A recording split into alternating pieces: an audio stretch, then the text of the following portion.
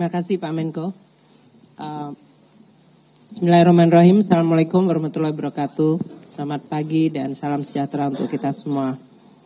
Bapak Menko, Bapak-Bapak Menteri dan pimpinan lembaga, para wakil menteri, serta teman-teman media yang saya hormati, izinkan saya untuk menyampaikan mungkin beberapa aspek dari kebijakan yang ini sebagian memang menggunakan APBN, anggaran pendapatan belanja, sebagai instrumen untuk bisa menyelenggarakan berbagai paket kebijakan untuk menjaga daya beli masyarakat, kesejahteraan, dan juga untuk menstimulus perekonomian kita sehingga ekonomi kita tetap bisa berjalan meskipun kita memahami banyak sekali dinamika global yang terjadi dan juga perkembangan di dalam negeri yang tentu akan menjadi hal yang kita waspadai. Yang kedua, saya juga ingin menyampaikan kepada seluruh media, masyarakat, pelaku usaha, para pengamat yang memberikan berbagai pandangan mengenai kebijakan terutama terkait dengan kebijakan PPN 12% maupun APBN secara keseluruhan. Karena saya memahami bahwa instrumen APBN dan pajak sebagai salah satu pilar terpenting di dalam APBN ini adalah merupakan instrumen yang dimiliki oleh masyarakat keseluruhan. Dan oleh karena itu selalu mendengar, mendapatkan feedback, dan kita terus berupaya menyempurnakan kebijakan, merespons kondisi yang ada, baik yang kemudian kita lihat berdasarkan evidence maupun dari sisi kebutuhan pembangunan dan perkembangan ekonomi kita sendiri.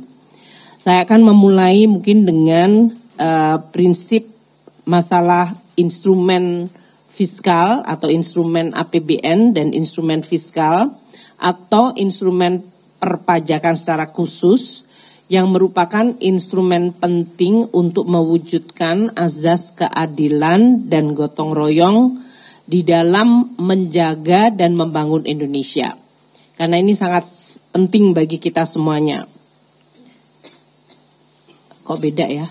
Halaman 1, halaman 2. Nah, terima kasih.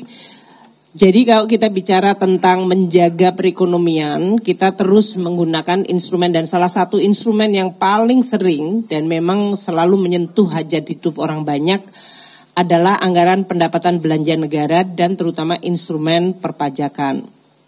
Instrumen ini memiliki tujuan untuk mewujudkan azas keadilan dan gotong royong di dalam membangun Indonesia, di mana kelompok yang mampu tentu membayar kewajiban berdasarkan undang-undang.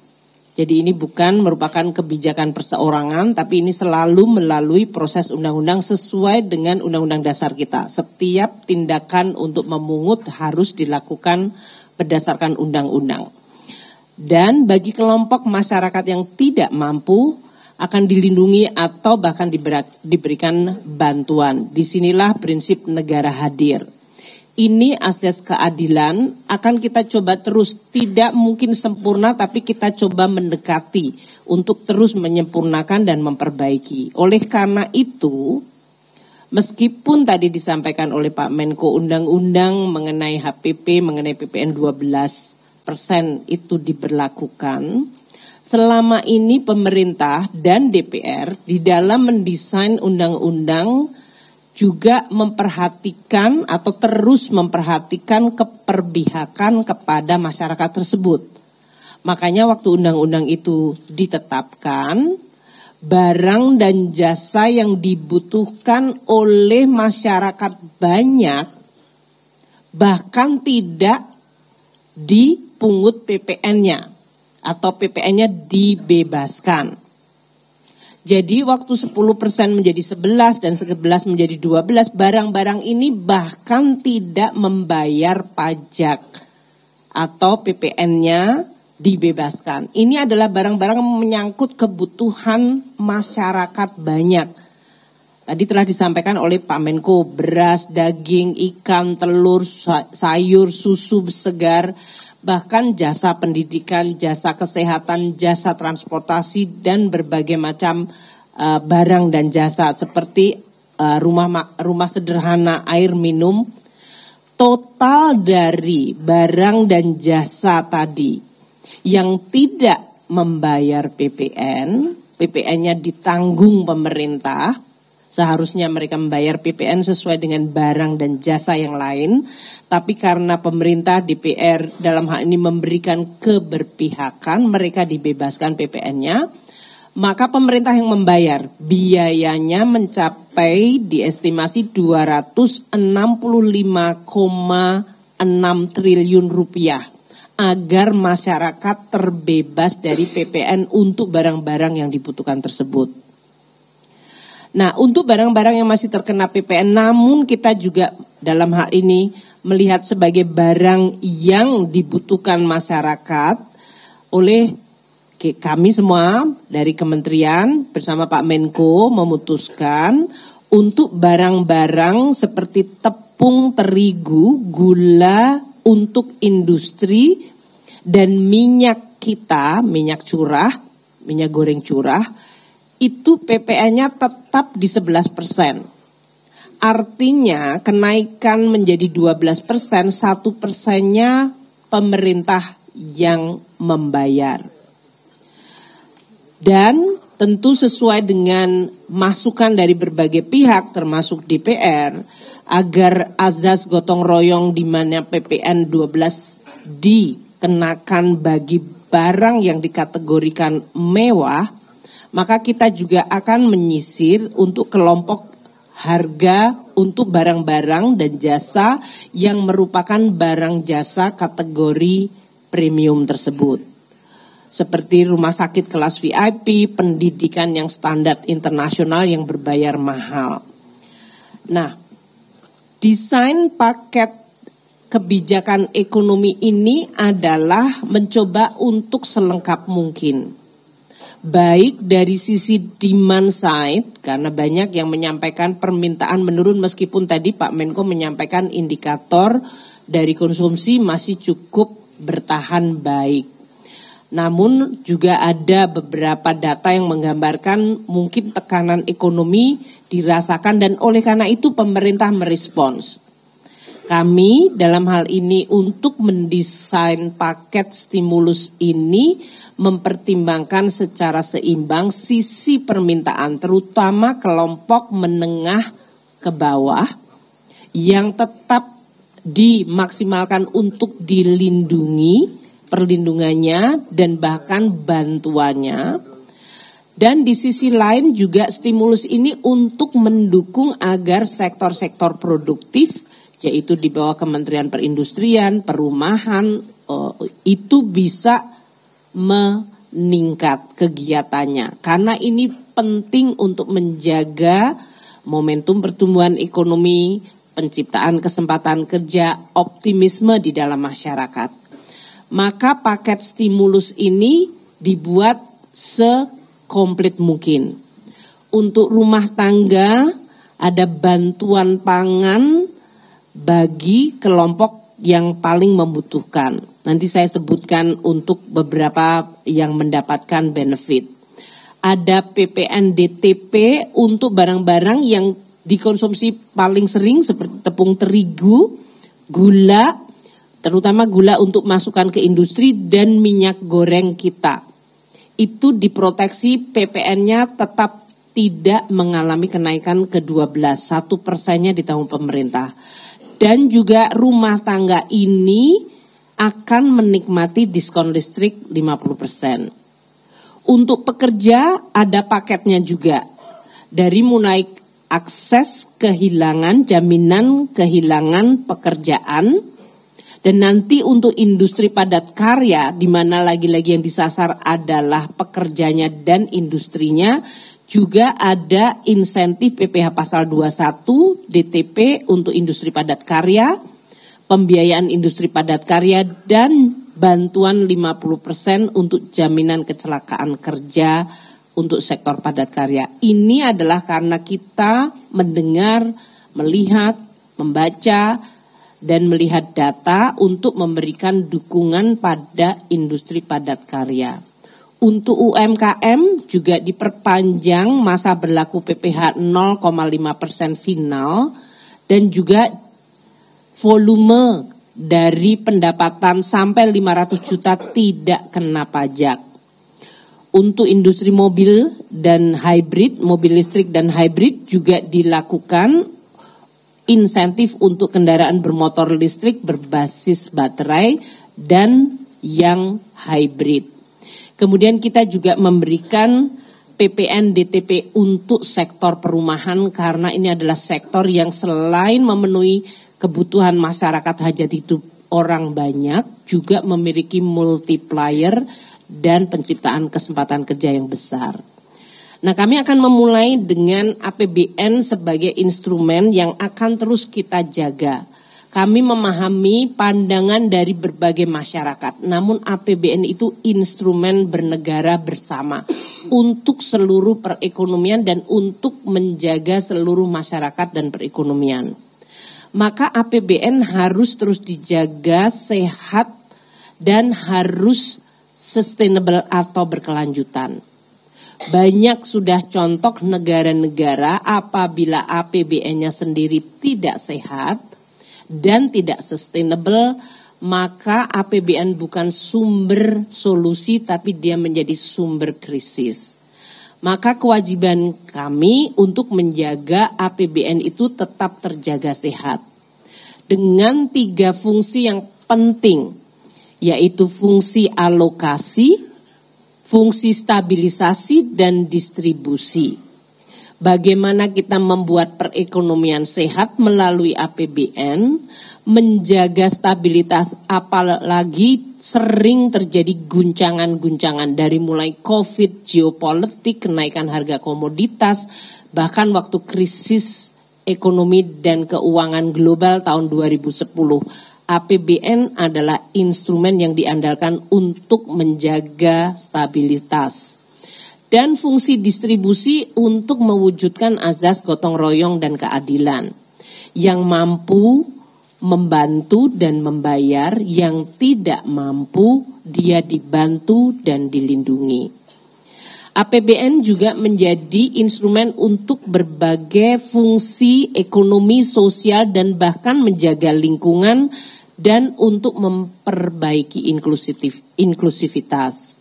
Dan APBN merupakan instrumen penting untuk menjaga pertumbuhan ekonomi yang berkelanjutan, menyelesaikan atau mengatasi masalah-masalah struktural seperti kemiskinan, pengangguran, dan kesenjangan.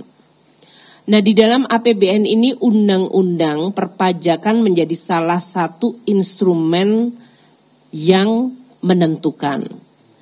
Undang-undang harmonisasi peraturan perpajakan yang telah disetujui dan disepakati oleh DPR dan sudah mulai berjalan sejak tahun 2022 disetujui, 2023 kita jalankan, itu menganut azas keadilan, kesederhanaan, efisiensi, dan menjaga kepentingan nasional. Undang-undang HPP didesain karena kita tahu internasional juga bergerak dari taxation regime, harus bisa melindungi dan menjaga basis perpajakan kita. Sementara kondisi ekonomi Indonesia tentu tidak sama dengan negara-negara lain dan siklus global. Maka selalu dicari titik keseimbangan menjaga perekonomian dalam negeri, namun pada saat yang sama antisipatif terhadap perubahan dan pergerakan yang terjadi baik di regional maupun global. Undang-undang HPP ini bertujuan untuk terus menjaga percepatan pemulihan ekonomi nasional terutama semenjak terkena shock yang luar biasa dari COVID atau pandemi COVID-19. Kita juga dengan Undang-Undang HPP ingin mewujudkan sistem perpajakan yang berkeadilan dan memberikan kepastian hukum. Dengan Undang-Undang HPP menjadi landasan kami untuk terus melakukan reformasi di bidang administrasi dan kebijakan perpajakan. Dengan Undang-Undang HPP kita terus meningkatkan kepatuhan secara sukarela dari wajib pajak kita. maka fungsi edukasi, informasi akan terus kita lakukan. Dan Undang-Undang HPP adalah undang-undang untuk mencapai penerimaan negara yang dibutuhkan untuk pembangunan negara kita. Jadi mengumpulkan penerimaan negara itu adalah untuk tujuan bersama. Untuk tujuan membangun, karena banyak sekali aspek pembangunan yang masih membutuhkan dukungan APBN. Nah, saya akan men-skip ya, APBN dan Undang-Undang HPP itu merupakan perwujudan dari 3 fungsi tadi, alokasi, stabilisasi, dan distribusi. Ini adalah fungsi yang akan terus kita jaga agar perekonomian kita bisa berjalan seimbang. Undang-Undang HPP yang ditetapkan tanggal 29 September 2021 dan telah dibahas dengan DPR, disetujui oleh seluruh fraksi, termasuk dalam hal ini keputusan untuk menaikkan tarif PPN secara bertahap, yaitu dari 10 menjadi 11. Waktu itu bahkan habis mengalami pandemi, kita menaikkan 10 ke 11 pada 1 April 2022. Dan DPR memutuskan untuk kenaikan selanjutnya diberikan penundaan hingga 1 Januari 2025. Agar dalam hal ini masyarakat perekonomian sudah memiliki space atau waktu untuk pulih yang memadai. Hampir seluruh fraksi juga memberikan kesepakatan bahwa negara harus menunjukkan keberpihakan kepada kelompok masyarakat yang berpenghasilan menengah bawah. Bagaimana keberpihakan itu diwujudkan? Dengan memberikan fasilitas PPN untuk barang-barang kebutuhan pokok, baik itu yang dikonsumsi masyarakat banyak, baik itu barang maupun jasa.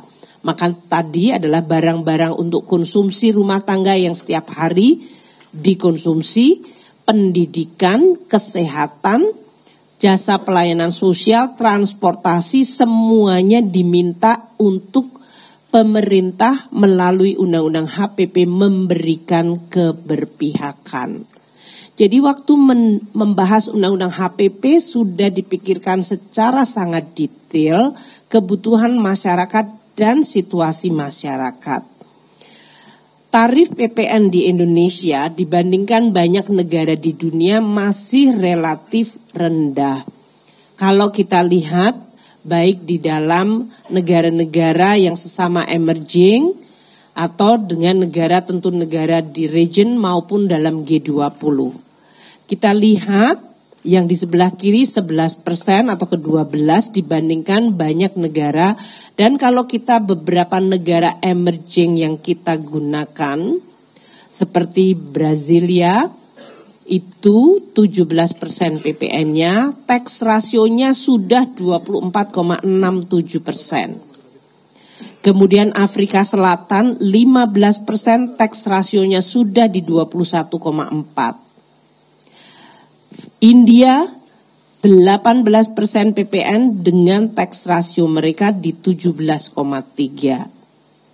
Kemudian Turki 20% PPN-nya dengan tax rasio 16%. 12% itu adalah Filipina dengan tax rasio mereka sudah di 15,6. Dan Meksiko PPN-nya 16%, tax rasio mereka di 14,46%. Jadi Indonesia saat ini dengan 11%, tax rasio kita masih di 10,4%, bisa memberikan gambaran pekerjaan rumah dan perbaikan yang harus kita lakukan. Harus naik setinggi yang, tapi ini juga menggambarkan di mana posisi Indonesia. Tadi telah disampaikan oleh Pak Menko, di dalam menjalankan policy ini kita sungguh berhati-hati. Kami memahami pandangan berbagai pihak. Kami juga melihat data konsumsi rumah tangga yang tetap terjaga stabil. Kemudian inflasi yang mengalami penurunan bahkan relatif rendah di 1,5, banyak yang kemudian mengasosiasikan deflasi dari sisi pangan sebagai daya beli, karena ini adalah sebetulnya koreksi dari harga pangan tahun lalu yang sangat tinggi, dan penurunan harga pangan tentu mendukung daya beli masyarakat. Kami selalu menyampaikan core inflation sendiri masih tumbuh di sekitar 2%. Bahkan di angka terakhir di atas 2%. Ini menggambarkan demand masih tetap terjaga tumbuh. Konsumsi domestik kita juga masih tumbuh baik. Tadi telah disampaikan oleh Pak Menko, indeks kepercayaan konsumen masih tinggi dan dalam posisi yang stabil meningkat. Indeks penjualan retail juga tetap positif. Kami sangat hati-hati melihat bagaimana pengalaman kenaikan PPN 11% pada saat post-COVID. 2021 ke 2022, waktu itu Undang-Undang HPP diberlakukan tanggal 1 April 2022. PPN naik dari 10 ke 11. Kita lihat berbagai data, lesson learned adalah menggambarkan perekonomian kita tetap relatively stabil dan bahkan ada indikator perbaikan dari mulai jumlah peningkatan pekerja, jumlah pekerja formal. Ini tahun 2023 post kenaikan PPN 11%. Dengan berbagai stimulus yang sering kita gunakan, menggunakan APBN, menggunakan penerimaan pajak juga untuk menstimulus ekonomi lagi. Dan pada saat 2023 itu harga komoditas juga sudah mulai turun seperti yang kita rasakan sampai 2024 ini. Kami melihat jumlah dari peningkatan pekerja, pekerja formal, dan juga setoran PPh 21 yaitu setoran dari pajak penghasilan dari gaji karyawan itu mengalami kenaikan double digit. Serta inflasi yang terus terjaga rendah. Tahun 2022 waktu itu kenaikan inflasi lebih karena dipicu harga minyak dan harga minyak goreng karena terjadinya perang di Ukraina. Itu pun kami menggunakan APBN untuk menstabilkan. Jadi poin kami adalah kami akan terus melihat data, mendengar masukan dan memperbaiki kebijakan. Tadi telah disampaikan oleh Pak Menko, insentif meskipun kita menerapkan PPN 12% secara selektif, ya, secara selektif karena banyak sekali barang jasa yang bahkan tidak bayar PPN. Kami memberikan insentif perpajakan itu dalam magnitude yang sangat besar. Insentif perpajakan yang kita berikan setiap tahun sejak tahun 2020 yaitu mencapai 246, untuk tahun 2025 ini insentif perpajakannya akan melonjak hampir 2 kali lipat dibandingkan tahun 2020, mencapai 445,5 triliun rupiah. Dan kalau dihitung berdasarkan rasio PDB itu sudah mencapai 1,83%. Yang lebih tinggi pada saat COVID 2020 ke 2021, waktu itu kita memberikan insentif perpajakan yang luar biasa besar hingga mencapai 1,85% dari GDP. Tahun depan hanya lebih sedikit saja turunnya dibandingkan pada situasi COVID, yaitu mencapai 1,83% dari PDB. Ini nominalnya mencapai 445,5 triliun rupiah. PPN sendiri mengambil 265,6 triliun rupiah. Jadi kalau kita lihat insentif perpajakan 2025, mayoritas adalah dinikmati oleh rumah tangga, 47% atau 209,5 triliun masyarakat rumah tangga terbebas dari PPN atau dikurangi beban PPN-nya. Sedangkan 137,4 atau 30% untuk mendorong dunia usaha dalam bentuk insentif perpajakan. 22% atau 98,6 triliun insentif perpajakan untuk membantu dan mendorong UMKM. Itulah yang kita lakukan. Meskipun ada undang-undang perpajakan, ada tarif pajak, namun pemerintah tetap peka untuk mendorong barang jasa dan pelaku ekonomi.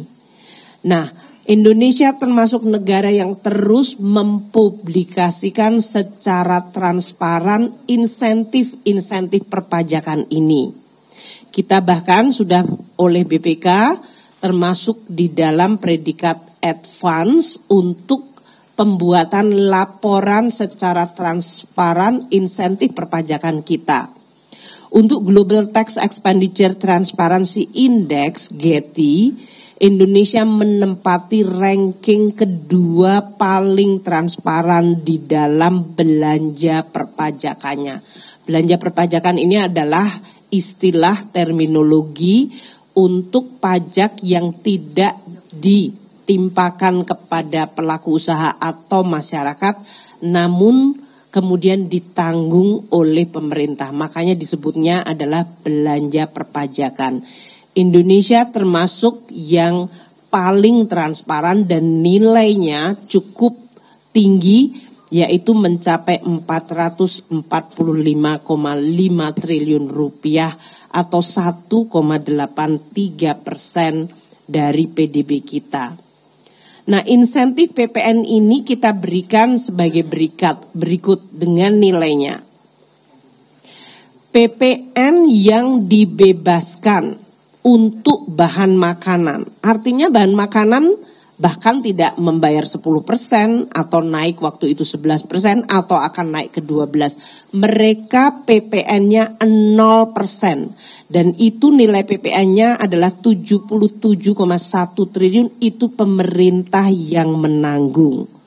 Untuk kebutuhan beras, jagung, kedelai, gula, susu segar, kacang-kacangan, unggas dan lain-lain 50,5 triliun dan hasil perikanan dan kelautan 26,6 triliun rupiah, total 77,1. Untuk UMKM PPN dengan omset usahanya 4,8 miliar per tahun, dia hanya dikenakan 0,5% final. Dan untuk UMKM ini teman-teman media, saya ulang ya, kalau omsetnya belum mencapai 500 juta tidak membayar PPH. Jadi dia tidak bayar PPH, dia tidak bayar PPN. Jadi hampir semua warung-warung atau usaha-usaha kecil yang mungkin sering kita konsumsi, mereka itu kalau omsetnya tidak mencapai 500 juta per tahun, mereka tidak bayar PPH dan mayoritas barang-barang yang diperdagangkan di situ seperti barang makanan itu tidak terkena PPN. Untuk sektor-sektor yang mempengaruhi masyarakat seperti transportasi, untuk UMKM ini berarti nilai insentifnya 61,2 triliun. Untuk PPN sektor transportasi 34,4 triliun, untuk jasa angkutan umum tidak ada PPN-nya 23,4 triliun dibayar pemerintah. Untuk jasa freight forward dengan tarif khusus 7,4 triliun dan tarif khusus untuk pengiriman paket 2,6 triliun. Jasa pendidikan dan jasa kesehatan selama ini tidak membayar PPN. 26 triliun pendidikan dan kesehatan 4,3 triliun. Mau yang biaya sekolahnya 0 rupiah sampai yang biaya sekolahnya ratusan juta, ini selama ini tidak terkena PPN. Ini yang menimbulkan banyak suara mengenai azas keadilan. PPN juga kita bebaskan untuk jasa keuangan dan asuransi 27,9 triliun. Dan untuk otomotif ini selain membantu dari sisi permintaan masyarakat maupun industrinya, kita memberikan insentif di sektor otomotif ini nilainya 11,4 triliun dan PPN DTP di sektor properti mencapai 2,1 triliun. Untuk barang yang sangat strategis seperti listrik dan air, PPN-nya dibebaskan untuk listrik kecuali untuk rumah yang dayanya di atas 660 VA. Sedangkan air bersih juga tidak membayar PPN 2 triliun rupiah. Untuk listrik tadi yang di bawah 6.600 PPN yang dibebaskan nilainya mencapai 12,1 triliun. Kami juga memberikan insentif perpajakan dalam bentuk pembebasan PPN untuk kawasan-kawasan industri di dalam mendorong agar penciptaan kesempatan kerja dan industri manufaktur di Indonesia terus bisa berkembang. Kawasan bebas dalam hal ini mendapatkan insentif pembebasan PPN dan juga insentif jasa keagamaan pelayanan sosial. Jadi kalau kita lihat tahun depan 265,6 triliun untuk pembebasan PPN saja, itu kenaikannya cukup tajam dibandingkan 2 tahun terakhir atau bahkan 5 tahun terakhir. Berbagai program pemerintah sebetulnya dalam hal ini dinikmati oleh seluruh lapisan masyarakat. Bahkan kalau kita lihat di gambar ini adalah masyarakat dengan tingkat pendapatan 10% terbawah, 20 di atasnya, 30, 40 sampai yang 100, 10% tertinggi dalam hal ini. Kita lihat untuk yang biru tua itu adalah fasilitas pembebasan PPN. Yang menikmati sebetulnya mayoritas adalah kelompok paling kaya, yaitu desil 910. Desil 10 yaitu paling tinggi menikmati 91,9 triliun rupiah pembebasan PPN, diikuti oleh desil 9 41,1 triliun, dan kita lihat baru kemudian kelompok yang paling rendah sebetulnya menikmati pembebasan PPN-nya menjadi lebih kecil. Ini artinya pembebasan PPN kita kemudian lebih berpihak kepada kelompok yang lebih mampu. Oleh karena itu kita juga perlu untuk sedikit memperbaiki agar dalam hal ini azas gotong royong dan keadilan tetap terjaga. Yaitu kelompok yang masuk dalam golongan yang dikonsumsi oleh desil 10, yaitu desil paling kaya, desil 910, kita akan berlakukan pengenaan PPN-nya. Upamanya seperti daging sapi tapi yang premium, Wagyu, Kobe yang harganya bisa di atas 2,5 bahkan 3 juta per kilonya. Sementara daging yang dinikmati masyarakat secara umum berkisar antara 150 sampai 200 ribu per kilo, dia tidak dikenakan PPN. Demikian juga dengan kategori barang-barang yang memang dikategorikan sebagai mewah premium dan dikonsumsi terutama untuk kelompok yang paling mampu akan dikenakan PPN. Jasa pendidikan yang premium yang dalam hal ini pembayaran uang sekolahnya bisa mencapai ratusan juta, kesehatan yang premium, dan PPN untuk pelanggan listrik 3.500 hingga 6.600 VA dikenakan PPN. Saya ingin menyampaikan untuk paket ekonomi untuk bisa mendapatkan sekali lagi penekanan keberpihakan kita. Satu, untuk paket bagi masyarakat tidak mampu akan diberikan bantuan pangan 10 kg untuk 2 bulan bagi 16 juta penerima bantuan pangan.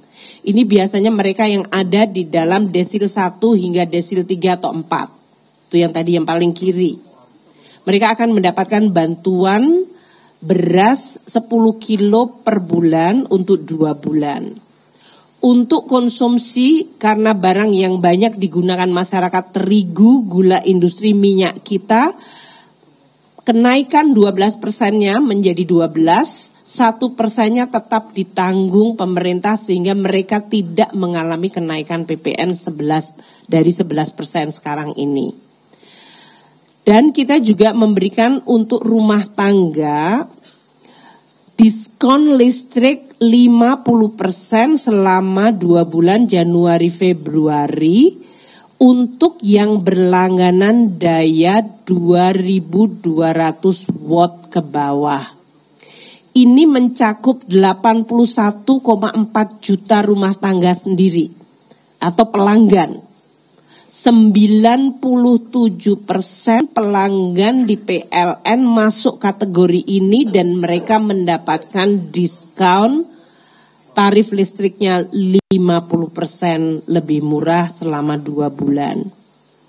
Untuk pekerja tadi dilakukan perbaikan dan kemudahan akses jaminan kehilangan pekerjaan JKP.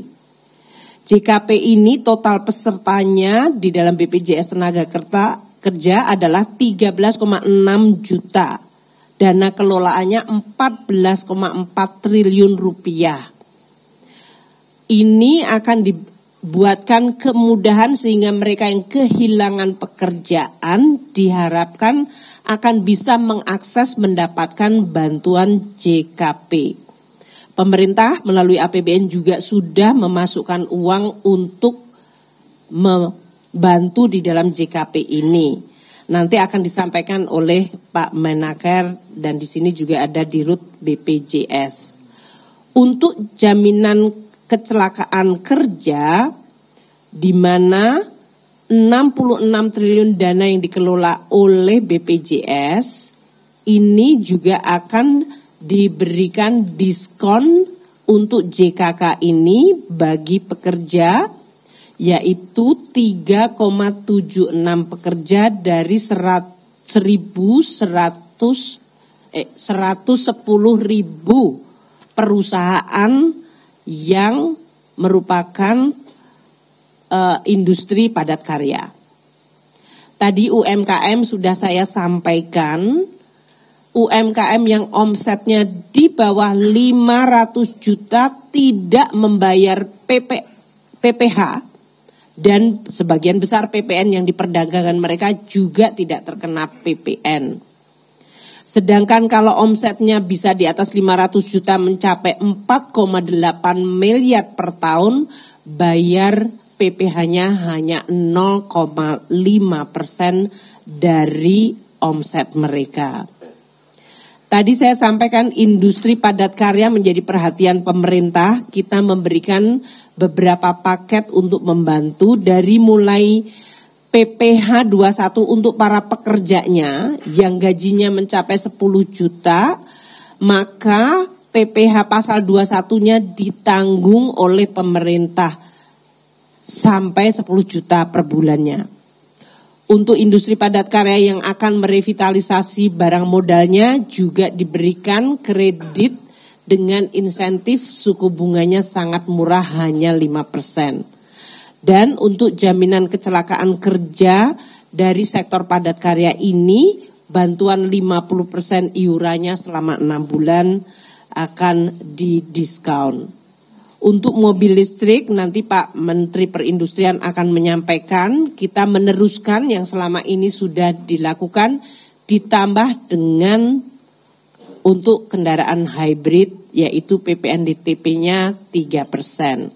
Sektor perumahan nanti Pak Ara dari Menteri Perumahan akan bisa menyampaikan, ini juga meneruskan policy untuk bisa menjaga momentum pembangunan dari sektor perumahan yang menciptakan multiplier effect yang banyak untuk sektor konstruksi dan juga real estate.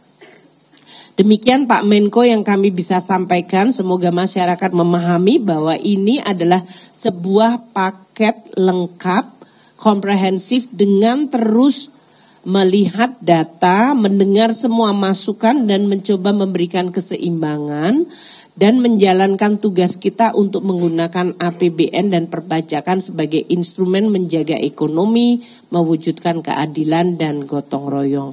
Terima kasih Pak Menko, saya kembalikan. Terima kasih Bu